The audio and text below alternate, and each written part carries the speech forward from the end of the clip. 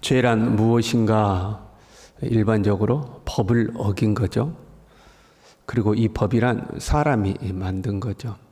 사람이 오랜 시간 속에서 경험을 통해서 공동체가 합의하여 정한 것이 이제 법입니다. 그 법을 어길 때 유죄, 무죄가 결정이 되는 거죠. 이 법이라는 것은 공동체의 특성에 따라서 조금씩 다릅니다. 어떤 공동체는 개인의 자유를 중요하게 여겨요. 그러면 그 법이 개인의 인권과 자유에 초점이 맞춰져 있습니다. 최대한 개인의 권리를 보장을 하는 거죠. 어떤 공동체는 공동체의 이익을 중요하게 여깁니다.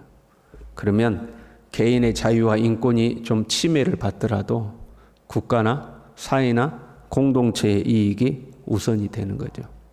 전체를 위해서 개인이 좀 침해를 받아도 희생을 해도 그런 것들을 죄로 여기지 않게 됩니다. 어떤 공동체냐에 따라서 법이 조금씩 다른 거죠. 중국의 법이 다르고 우리나라 법이 다르고 미국의 법이 다르고 조금씩 차이가 있는 거죠. 그리고 이 죄인지 아닌지를 법정에서 최종으로 판단을 하죠. 그런데 재미있는 것은 그 최종적으로 법에 판결을 내리는 것이 사람이죠. 사람이 판단을 하잖아요. 너는 유죄, 너는 무죄. 유죄일 때도 중죄 아니면 경범죄 이렇게 사람이 최종 판단을 합니다. 그러다 보니까 실수가 있기 마련이고 편견이 있기 마련입니다. 무슨 말이냐면 사람의 법과 사람의 법 집행은 완벽하지 않다 하는 겁니다. 다 떠나서요. 법원에서 무죄를 선언했어요. 너는 무죄 선언했어요. 그러면 여러분 무죄입니까?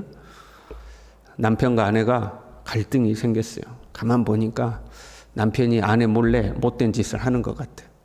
그래서 아내가 법정에 고발을 했어요. 이 법을 재판이 붙었는데 증거도 불충분하고 뭐 이것도 이래가지고 남편이 무죄를 받았습니다. 그러면 여러분 무죄가 됩니까? 남편과 아내 사이에 아무 문제 없는 것이 됩니까? 또 그건 아니잖아요. 법의 판결보다 더 중요한 것이 관계죠. 관계가 깨져버리면 그 자체가 뭐 유죄가 되든 무죄가 되든 관계가 깨져버리면 그거 자체가 죄가 되는 겁니다. 죄란 관계 속에서 이해가 돼야 됩니다. 너와 나의 관계 속에서 이 공동체가 정해놓은 법이라는 것에 어긋나지 않았다 할지라도 너와 나의 관계 속에서 그 관계가 깨지고 그 관계가 무너지는 것은 죄라고 할 수 있는 거죠. 믿는 우리는요, 세상의 법의 판단을 받기 전에 하나님의 법의 판단을 받죠. 세상의 법보다 하나님의 법이 우리에게는 더 우선입니다. 그런데 참 아이러니하게도 교회에서 문제가 생기면 어디까지 가요? 세상 법정으로 가죠. 그 세상 법정에서 판단을 내리면 그것으로 정리가 되는 경우가 있어요. 참 아이러니한 거죠. 우리는 세상 법정보다 하나님의 법이 우선해야 됩니다.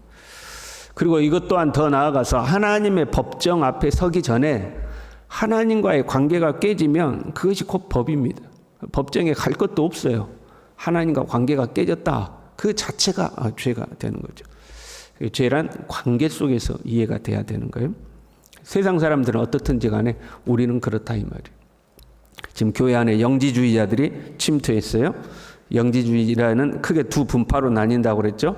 먼저는 극단적인 금욕주의가 있고 그 반대편에 극단적인 쾌락주의가 존재하는 거죠. 이들은 죄를 지으면서도 죄가 아니다 하고 이제 선언을 한 거예요. 한쪽은 인간의 육체는 악한 것이기 때문에 가혹하게 취급을 해야 된다. 그래서 이 고행을 하는 거죠. 주님은 우리의 몸이 하나님의 성전이라고 했는데 우리의 몸을 거룩하게 잘 보존을 해야 되는데 아주 가혹하게 취급을 한 거예요. 한쪽은 물질계는 원래 악한 것이다. 그 악한 물질계에서부터 만들어지는 법이나 도덕 이런 것 자체가 원래 악한 것이다. 그 법과 도덕을 어긴다고 해서 하나님의 법을 어긴 것이 아니다. 죄가 아니다. 그렇게 이제 선언한 거죠. 거기에 대해서 오늘 5절 말씀 이렇게 이야기하시는 거예요. 하나님은 빛이시라. 조금도 어둠이 없으시다. 하나님은 그림자도 없는 완벽한 빛이다. 그 하나님의 법은 인간의 도덕이나 윤리나 인간의 법과 비교할 수 없다. 더했으면 더했지 덜하지는 않다 하는 거죠. 인간의 도덕과 윤리는 한편으로 어둠이 같이 존재하죠. 빛과 어둠이 같이 존재해요. 밝은 면이 있고 어두운 면이 같이 존재해요. 그리고 법과 그 집행 존재 자체가 온전하지가 않아요. 법도 온전하지 않고 법을 집행하는 것도 온전하지 않아요. 그런데 하나님은요, 어둠이라고는 없으시다. 실수가 없으시다. 허점도 없으시다. 부족함도 없으시다. 하나님의 빛은 완벽하여서 그림자조차도 존재하지 않는다. 그 하나님의 빛 앞에서 네가 죄가 아니라고 해서 죄가 아닌 것이 아니다 이 말이죠. 하나님은 완벽한 빛인데 네가 어둠 가운데 거하면서 이건 죄가 아니야, 이래도 괜찮아, 그렇다고 해서 죄가 아닌 것이 아니다 하는 말씀이죠. 신앙생활이란 주님과의 사귐이라고 그랬어요. 3절에요. 우리가 보고 들은 바를 너희에게도 전함은 너희로 우리와 사귐이 있게 하려 함이니 우리의 사귐은 아버지와 그의 아들 예수 그리스도와 더불어 누림이라. 그러니까 신앙생활이란 지식적으로 배우는 것이 아니라 정말로 주님과 사귀는 것이다. 그리고 그 주님과 우리가 사귀면 주님은 빛이시잖아요. 어둠에서 멀어질 수밖에 없다 하는 거죠. 주님이 지금 내 안에 나와 함께 계시는데, 빛 대신 주님이 나와 함께 하시는데 내가 한편으로는 어둠의 일을 하고 한편으로는 주님과 사귄다. 이거 이중생활 안 된다 하는 거죠. 이중생활 안 된다. 사람은 자기 아내도 속이고 남편도 속이고 이중생활을 할 수 있을지 몰라도 하나님 앞에서는 그 이중생활이 안 된다 이 말이에요. 우리말에 그런 거 있잖아요. 끼리끼리 모인다 또는 끼리끼리 논다 그러잖아요. 안 맞으면 사귈 수가 없는 거예요. 너하고 나하고 서로 안 맞아. 성격도 안 맞고 취향도 안 맞고 아무튼 노는 것도 안 맞고 먹는 것도 안 맞고 말하는 것도 안 맞고 안 맞아요. 그러면 사귈 수가 없는 거죠. 다 자기하고 맞는 사람들끼리 어울리는 거예요. 그러니까 옛말에 그런 거 있잖아요. 그 사람이 어떠한가를 알려면 그 사람과 어울리는 친구들을 봐라 그러잖아요.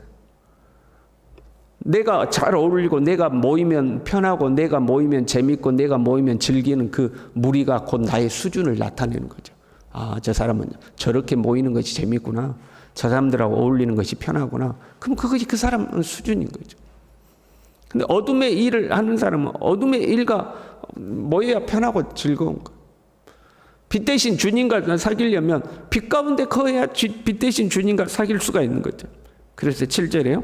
그가 빛 가운데 계신 것 같이 우리도 빛 가운데 행하면 우리가 서로 사귐이 있고, 주님과 사귀는 사람은 빛 가운데 거한다는 거예요. 빛 가운데 거하는 게 맞아야 주님과 사귐이 존재하는 거죠. 그런데 8절에요. 만일 우리가 죄가 없다고 말하면 스스로 속이고 또 진리가 우리 속에 있지 아니할 것이요. 지금 영지주의자들이 그런 거잖아요. 야, 그건 죄가 아니야. 야, 그거 해도 죄가 아니야. 그렇게 살아도 죄가 아니야. 스스로 기준을 정해놓고 야, 그거 죄가 아니야. 양심이 좀 찔려도 야, 그거 죄가 아니야. 원래부터 물질 세계는 악한 건데 그 악한 세계에서 만들어 놓은 도덕과 윤리가 뭐가 선하냐. 그 죄가 아니야. 너의 몸 자체가 악한 거야. 그 악한 몸으로 악한 짓을 했다고 악한 게 아니야. 영이 선하고 순결한 거지. 그건 죄가 아니야. 자기들 스스로 죄가 아니라고 하는 거예요. 근데 그 뭐다? 스스로를 속이는 것이다. 네가 네 자신을 속이고 있는 것이다 하는 거죠. 가만 보면 우리 사람이요, 참 그래요. 남들이 조금 잘못하면 우리가 뭐라고 그래요? 저 나쁜 놈들, 저 나쁜 놈들, 더 죽일 놈들, 그렇죠. 그런데 내가 잘못하면 어떻게 해요? 그럴 수도 있지. 이러니까 이런 거고 이건 이런 거지. 그리고 우리가 내로남불이라고 그러잖아요. 내가 하면 로맨스고 남이 하면 불륜이잖아요. 남에게 됐던 잣대를 나에게도 그대로 돼야 되는데 남에게 되는 잣대하고 나에게 되는 잣대가 다른 거죠. 스스로를 속이는 거죠. 이런 사람 안에는 진리가 그 속에 없다. 그 사람 진실된 사람이 아니다. 주님과 사귀는 사람이 아니다 하는 거죠. 오늘날 우리가 사는 사회를 보면요, 인정하지 않는 사회죠. 자기가 죄를 지었어요. 자기가 잘못했어요. 제가 잘못했습니다. 인정을 하지 않죠. 왜요? 인정하는 순간 책임을 요구하죠. 너 인정했지? 그 책임져. 이렇게 되는 거잖아. 네가 잘못했다고 했지? 네가 책임져. 이렇게 되는 거잖아. 자동차 사고가 빵 났어요. 그럼 보통 뭐 50대 50, 뭐 70대 30 뭐 이렇게 나오는 거 아니에요? 그런데 제가 잘못했습니다. 그 순간 어떻게 돼요? 네가 잘못했다고 그랬지? 네가 100% 책임져. 이렇게 나오잖아요. 그러니까 절대 잘못했단 말을 하면 안 돼. 잘못했단 말 안 하고 가만히 있는 거죠. 자기 잘못했지만 잘못했다고 하질 않아요. 왜? 잘못했다고 하는 순간 책임을 요구하거든요. 자기의 잘못을 인정하지 않아. 오히려 그 자기의 잘못을 덮기 위해서 큰 소리를 내는 거죠. 과격해지고 큰 소리를 내고 네가 그러니까 그랬지 그러면서 그렇게 되잖아요. 그러니 다투게 되는 거죠. 가정에서도 그런 것 같아요. 남편이 대부분 여러분 남편이 잘못해요? 아내가 잘못해요? 남편이 잘못해요. 아내들한테 물어보면 다 남편이 잘못했대. 아내들 입장에서는 다 남편이 잘못했어. 그럼 남편도 사실 할 말이 있거든요. 근데 대부분 남편들이 또 잘못했다고 사과를 해요. 미안해. 왜 그러냐면 남자들은 이 불편한 상황이 빨리 끝나기를 원해요. 그러니까 잘못했어. 그러면 그걸로 여러분 상대방이 잘못했어 그러면 뭘 해줘야 돼요? 사과를 받는 쪽은 용서를 해줘야 되는 거 아니에요? 그런데 당신이 잘못했다고 그랬지. 이제 당신이 책임져야 돼. 그럼 며칠 지나서 또 문제 되면 당신이 그러니까 그렇지 또 옛날 일 또 끄집어내는 거죠. 그래서 계속 잘못했다는 그거 가지고 10년 전 일, 20년 전 일 가지고 계속해서 이제 남편을 올가매는 거죠. 책임을 계속해서 요구해요. 그러니까 잘못했다고 말을 안 해요. 죄를 인정하지도 않고 죄를 용서하지도 않는 이제 사회가 되는 거죠. 여러분 그렇다고 해서 내가 내 죄를 인정하지 않아요. 내가 뭐 잘못했는데? 나 잘못한 거 없어? 내가 뭘 잘못했는데? 남들도 다 이렇게 사는데 내가 내 죄를 인정하지 않아요. 그렇다고 하나님 앞에서 죄가 없어지는 것이 아니다 하는 거예요. 오히려 우리가 범죄하지 아니하였다 하면 하나님을 거짓말하는 이로 만드는 것이다. 하나님은 너 그거 죄야. 너 그거 잘못됐어. 분명히 우리에게 말씀하시는데 기록된 말씀을 통해서 우리의 양심을 통해서 너 그거 잘못됐어. 분명히 하나님이 말씀하시는데 성령께서 우리의 양심을 찌르는데 아니야. 나 죄 아니야. 내가 뭘 잘못했는데? 그러면 하나님을 거짓말하는 자로 만든다. 하나님을 모독하는 거다 하는 거죠. 뻔히 보이는데도 죄가 아니라고 주장하거나 그렇잖아요. 뻔히 잘못해놓고도 아니다고. 그러면 또 그것을 동조하는 사람들이 있다거나 그 모든 것이 다 하나님을 모독하는 것이다 하는 거죠. 하나님은요 어둠이 없으셔요. 여러분 어둠이 있어야 숨는 거거든요. 그렇잖아요. 밝은 데에 숨을 수는 없는 거예요. 어둠이 존재해야 숨는 거예요. 그런데 하나님은 어둠이 없으셔요. 숨을 곳이 없어요. 모든 것이 다 드러나게 되어 있어요. 그림자도 없어요. 모든 것이 드러나는 거예요. 하나님 앞에서는 밝히 판단을 받는 거죠. 빛이신 주님과 사귀어 살면서 우리가 그 하나님의 법정 앞에 서기 전에 빛 대신 주님과 사귀어 산다면 죄가 아니라고 부정할 수가 없는 거예요. 그 빛이신 주님이 내 안에 계시는 거예요. 안 되는 거예요. 영지주의자들이 아무리 그건 죄가 아니야 해도 내 안에 계신 주님의 빛이 비치면 죄가 아닌 것이 아니요. 죄는 죄일 뿐인 거죠. 우리가요 완벽하면 좋겠지만 실수할 때가 있어요.